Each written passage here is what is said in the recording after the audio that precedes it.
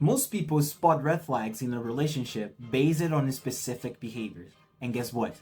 This is the problem. You might be in a really good relationship, but because of some specific behaviors, you might be thinking to quit it. Or even worse, you might be in a relationship that doesn't have any future, but you're choosing to stay because of some specific behaviors that are good. The question isn't what my partner is doing. The question is what kind of relationship we are building. In today's video, I'm here to address not the superficial symptoms, but going beyond. We are here to address the core problems of a long-lasting relationship, the problems that are destroying your chances to have a happy relationship in the future. So stay with me until the end of this video to learn how to distinguish objectively whether your relationship is going towards happiness, is walking toward happiness, or is going towards failure.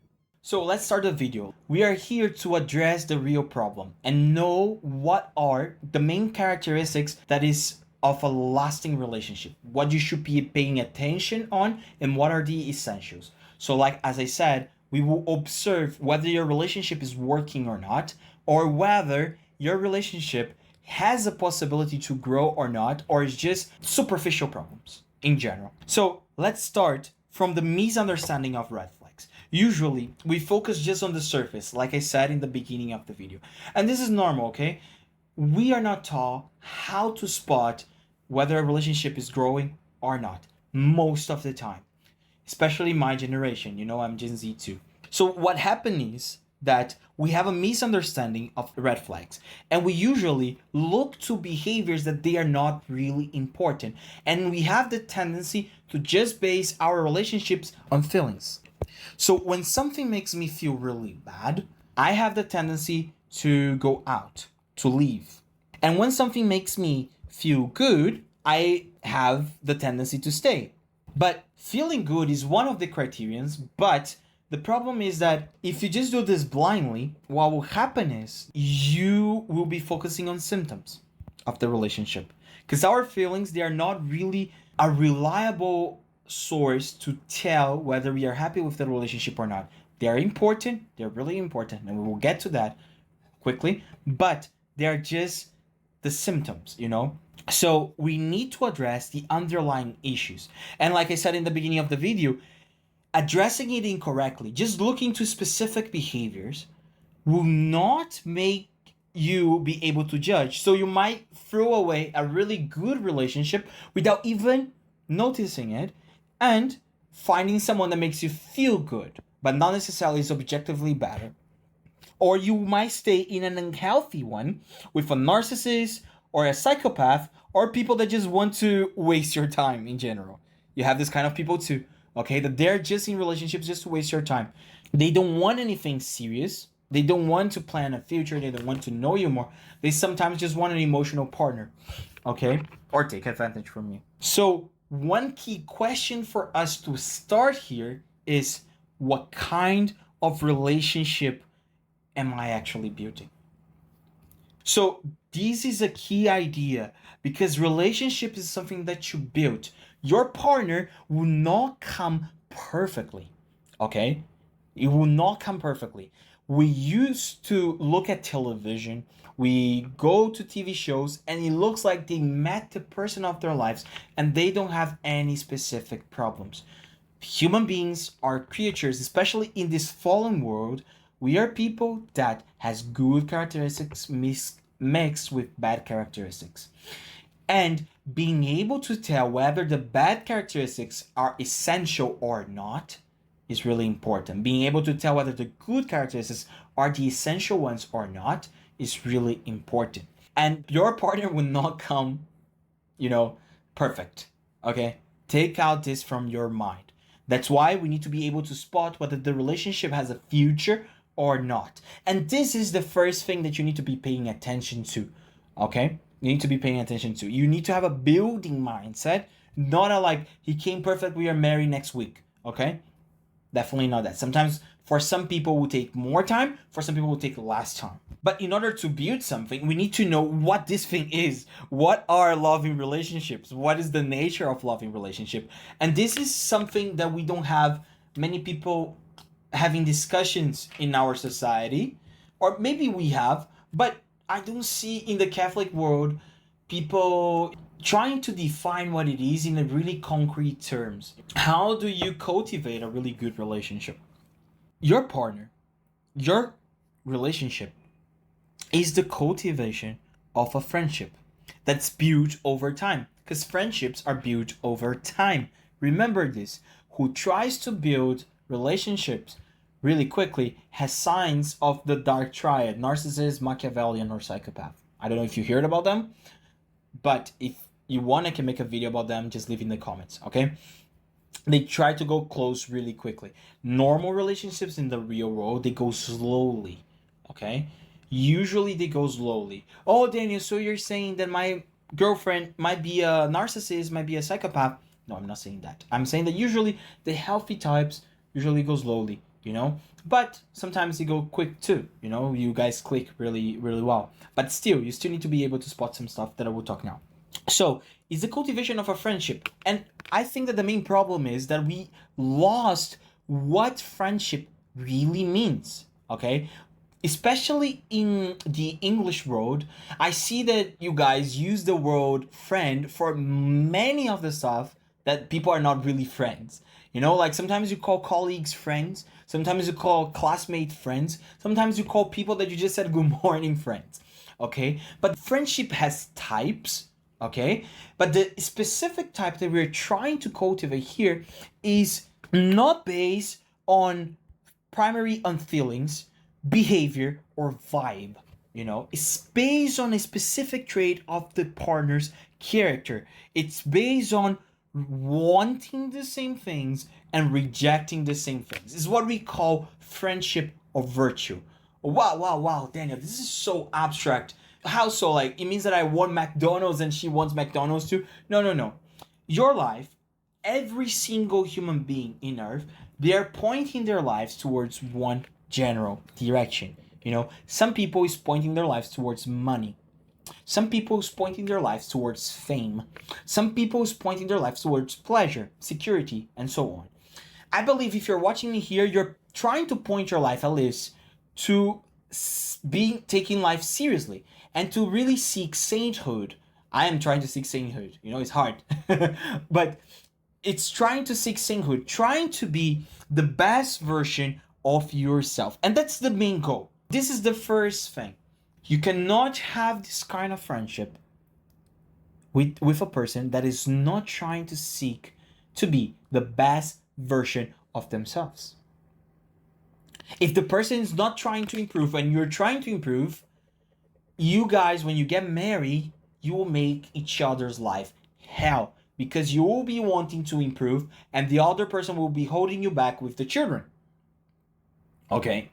So, in order for you to have a really healthy relationship and this kind of friendship, this virtuous friendship, both sides, your girlfriend and you, needs to be designed to be the best version of themselves. And the best version of themselves is the version that God wants us to be. Is becoming a real saint. Oh, Daniel, but she doesn't want this. Sometimes you don't have someone that is seeking that, but they have the openness to that. So you need to try to spot whether your girlfriend has, or boyfriend, doesn't matter, has the inclination, the openness to become the best version of themselves. This happened with me. My girlfriend, on the stage that she was in her life, she not necessarily was trying to seek the best version of herself, but having the contact with me, and after a bunch of conversations, she little by little started to seek it. So there are people that has this openness, you know, and there are people that already has this goal, you know, like trying to seek to become the best version of themselves. People that are trying to be the best version of themselves, usually they're always talking about improving or talking about future things that they achieve. They might talk about, you know, good moments in their life, because we need to cultivate good moments, you know. It's not just about future, it's not just about achievements, right? But you can see that all these good moments, they're pointing to a direction, like to cultivate something more spiritual. Usually these people, they're not superficial. Okay, depends also in which stage of the journey the person is. Okay, so you need to be patient. The first trait that you need to try to spot is whether you can construct this friendship. Okay, if you cannot construct this friendship, if you see that the person is not wanting to become the best version of themselves, and I'm not telling you to force them, oh, if you want to be the best version of yourself, you should do this, you should do that. No. They need to walk by their feet, okay, my friend? It need to come from them. They need to see like, oh, this makes sense. I really want to. So you need to listen to them too. Okay?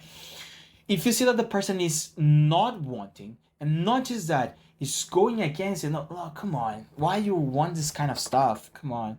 Like, church is important, but you shouldn't take it that serious.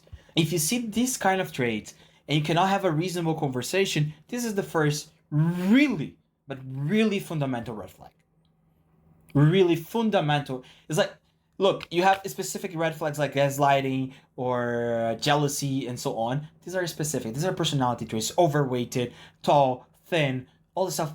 These are superficial. They trigger me and all that. Superficial. What I'm talking is fundamental relationships, red flags. This is fundamental. If you don't have that, it will be really hard to get married. Ideally, your girlfriend should be, your wife should be your best friend. Ideally, so you can have what we call in church one flesh. And because of that, this is the first fundamental. So we will have the second trait that's really important to build this house in a solid place, that is the openness to truth. So if the person doesn't have any openness to truth, it will be really, really hard to talk with them. Do you know why? Because even if they are pointing their life to become the best that they want to, you will not have conversations. You will not have this essential common ground that you guys will share. And not just that, without truth, you cannot be authentic or genuine, build something. And the problem is that you guys might want to become the best version of yourselves, but each of you thinks that the best version is a different thing. And sometimes you have people that are so knucklehead that they don't want to change. So we need to have a really important distinction, because in internet nowadays, we have a huge debate whether I should change for them or whether shouldn't I change for them, And usually these people, they take a really extreme, position, but that's not the point. You don't change for them, you change for the truth.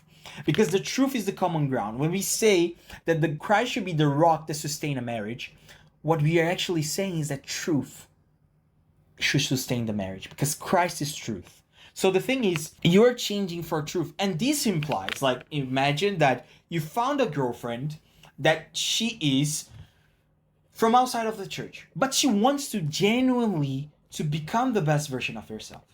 That was my case, by the way. You need to be able to negotiate your values if she is reasonable about it. She will test your faith.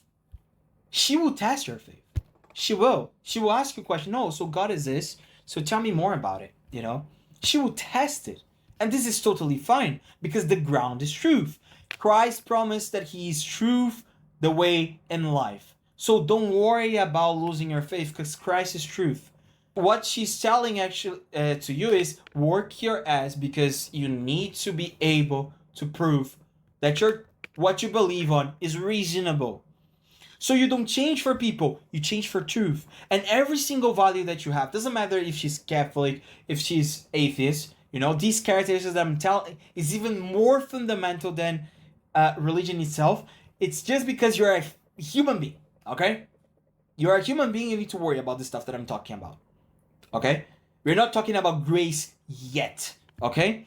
So you need to even be able to negotiate your values and to have an attitude of seeking truth. And the thing is, the beautiful thing about seeking truth is you might enter in a period of time to an existential crisis about your faith or a faith crisis, but when you come back, man, you will become really strong. You will say, I am in the church, not because of my parents, not because someone told me, not because I'm in this culture and I'm born in this country and so on, but because it's reasonable. Because I want to be here. Because I think this is true. And then your values will be a reflection of reality. And this is the same thing about her. She needs to be open to seek truth, because she might be wanting to be the best version of herself, but if she's not open to truth, you guys are going to different paths and there's no connection really. You will not be real brothers in armies. You will have something in common, that you want to be the best version of yourself, but you guys are not open to truth. And each of these characteristics, sometimes, like I said in the beginning, they might not be open yet because no one presented to them this side of the coin. And this happens to people that are inside of the church and outside of the church, okay? Any people that you're dating, like I said, just because they are human beings. But you can see whether this person will be open to it or not. Okay? And if they are not open, this is a fundamental red flag. This is a fundamental red flag. And someone could argue saying, oh, my dad and my mom, they weren't open to real truth. They didn't have that, but their marriage worked, you know? Oh, I know someone that... Define working. Define that the marriage is working. Define. Because what I see is not really happy marriages sometimes. What I see is like they are living their life. They didn't break up. Because from their generation, sometimes it's a bad thing to do. But we live in times that we have attack on the family. Right? So you need to prepare yourself. Marriage is something serious. And to be honest, life is too short for you to be unhappy. So cultivating it in the right way. Okay? So you need to negotiate your values. Like I said, you can have different fundamental beliefs, like faith. She might not even believe in faith. She might have a different religion, but the common ground is truth, because Christ is truth. Don't worry, my friend. In the end of the tunnel, there is Christ. And this environment, it will become something really beautiful because it would allow you to grow. Little by little, you will go from more broader values to some things that are more specific, that are from you. And you will be able to be yourself because you know that truth is the ground that is underlying it. And both of you are willing to change if there is truth. Maybe in the beginning you guys will change a lot because you didn't have this rule in your relationship, this principle. You might change a lot in the beginning. I don't know if I read this right, but no one can understand my letters anyway. Change a lot in the beginning, but what that will lead to you is that after, you will enjoy a lot because you will know that you are in the right path because you're cultivating the right stuff. So what will happen after is that this confrontation of values, pom, pom, and pom, and pom, with two people will become a really, really solid ground that you guys can stand upon, and you will start to feel comfortable to talk and be yourselves. And this is when we will start to talk about our emotions, right? Because this environment that protect us, the truth protect us, that helps us to act according to reality, lead us to the third point and the third fundamental stuff. First we defined what is a relationship that is fundamentally a friendship, not just any type of friendship, but a friendship of virtue. Second, we defined that, okay, just wanting the same things and rejecting the same things is not enough. Just wanting to be the best version of yourself is not enough. You need to be open to truth. Otherwise, you guys are running to different paths. And this truth environment will lead us to the third point, that is this fundamental ground that we are building. In order for you to build the house, is the ability to become vulnerable. This is something that you will need to work, and until the hour of your death, you will be working on. So I will just give you the direction of it. So truth is really important, but attending your emotional needs is really, really important too. They need to be met, my friend. Many of the causes of the divorces is because people don't feel loved. And that's why communication is really important. That's why we say communication. Say your needs. People don't know magic to read your mind. They don't have this ability to read minds and so on. Communication. I'll give you now a technique of communication. I call this sandwich. Because you start with one, validating the experience of the other person. So if the other want to communicate something tough, validating, like, imagine like the specific case of the girlfriend that doesn't believe in God. You can say, oh, I know that you don't believe in God, And I know that that's what your parents gave to you, and so on. And then she knows already, okay, that friendship is the core and all this stuff. And then you tell her, like, but I think that having the same values or having the same general goals, not specific in general, but general goals towards life where we're walking to, is really important. Okay? And because of that, I would like to discuss with you like why you don't believe in God and so on. So what you said, you described the problem. And because you described the problem and you didn't do this in a personal way, so she will not feel threatened, like, oh, how do you don't you believe in God? Or something like that, you know? How didn't you wash the dishes? How didn't, you know? If you speak in this way, you are implying with your words that she is less than you, okay? So by just describing the problem and saying it, addressing it as it is, not like making it personal, she will see that the problem is not her. It's just like, oh, okay, maybe this value of yours is not really rational. And then third, when you start a discussion, this might be a long conversation, you always have in mind a solution. Always have in mind a solution. Why? Because sometimes when you tell someone that something is wrong, they don't know what to replace it with. So you cannot just take the ground of someone and not giving something better. She tells you why, and they say, oh, but don't you think that this doesn't make sense because of this, and that? And she said, no, but this and that. You go further, but before the conversation, you already found a solution. Like, okay, I will do more research about it, and truth is a really important thing for me. And I encourage you to do it too. So you give her a solution, and you guys have more of these talks. So you can create an environment that questioning, talking about even deep things that such as intimacy and values can become true. And that's why we say that communication is important. In this way, not just that, your needs can also be met. So needs usually they're in specific, right? Like you want to be treated well. Sometimes you want people to talk with you in a certain way, or people talking you in a certain way triggers you. You can use the same three-step technique, not just to talk about truth, but also to match your needs. Okay, to say, look, like validating. I know the last time you were, imagine that she was angry. I know the last time you were angry because you didn't wash the dishes, but the way that you spoke it made me feel really upset about it. It looked like you didn't really care.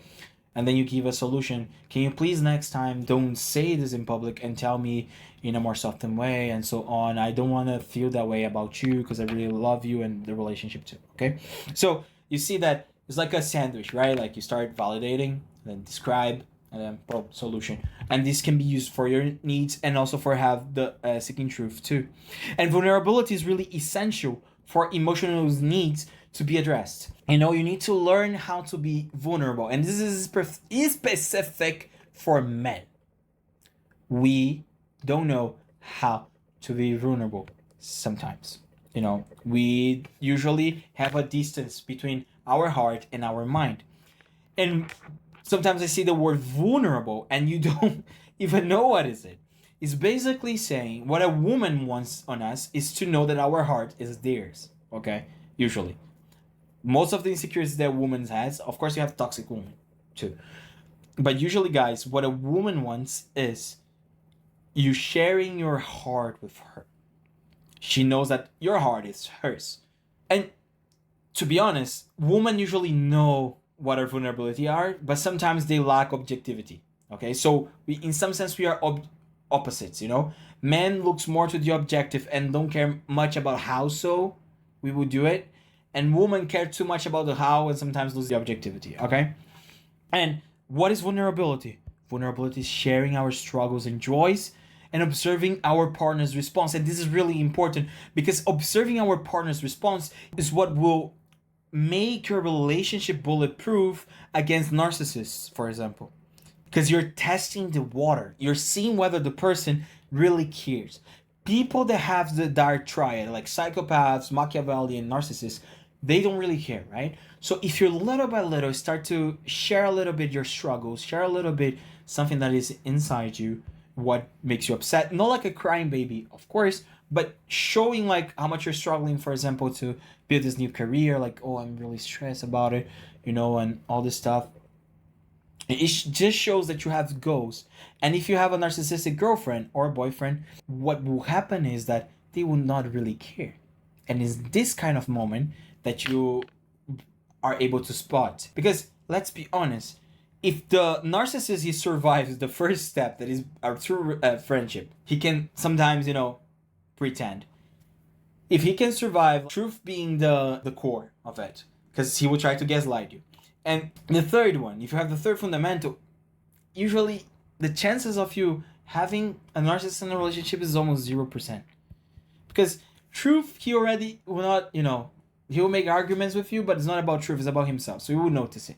And when you give your responses, boom, you're able to spot already. So this is another fundamental red flag. Feeling loved is crucial for longevity. It's crucial.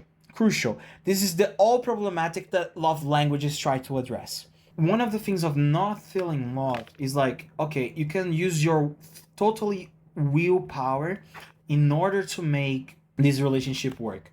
Like a soldier, like I will do this and doesn't matter what happened, I will stay. And this is actually one of the fundamental attitudes for Catholics, right? Like for us, divorce doesn't exist, isn't it? It doesn't exist.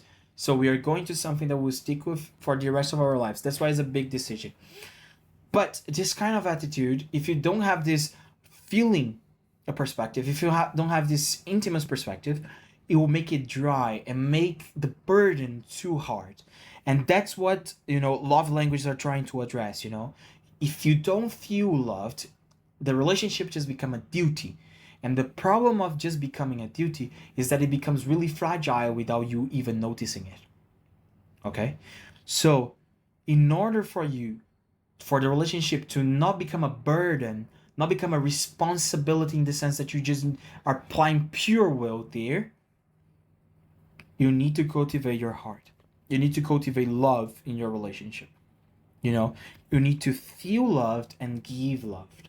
Okay? It's a red flag if no effort to understand or communicate your needs. If they're not sharing much their needs, could be some other stuff, but if they don't care about your needs, like I said in the beginning, and not putting any effort, this is the most important, because you have avoidant types of attachment style, and avoidant types usually they try to distance themselves affectionately from people. They kind of don't understand this dynamic.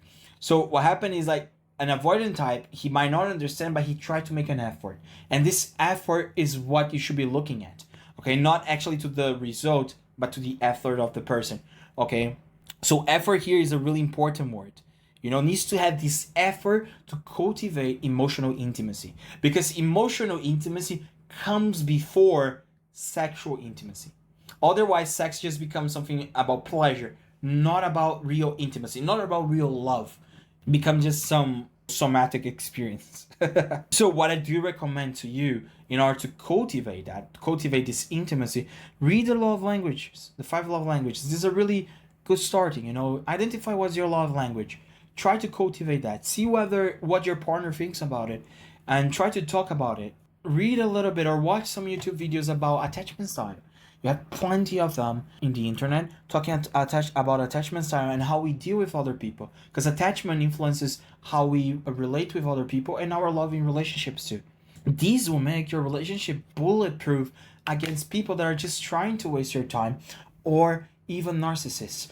These are the real fundamental things, okay, that we should be looking at. Okay?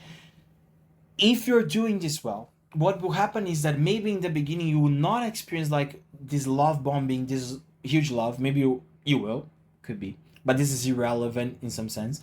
But in the long term, what you will cultivating is you're cultivating happiness in marriage. That's really, really, really hard and really, really, really important in our times.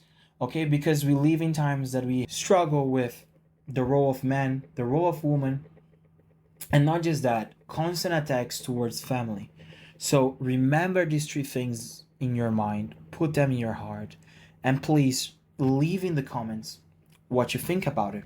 These are the fundamentals of a relationship that we should look at. But this is just the beginning of the journey, okay guys? It's just the beginning of the journey.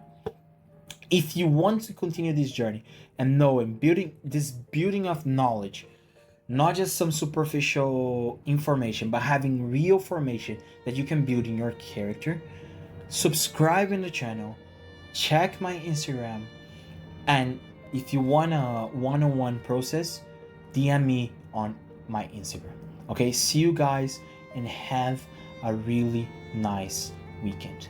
Would you trust your soul to someone who doesn't believe that your soul exists? If you don't find the right psychologist, the counseling process might even take you away from faith.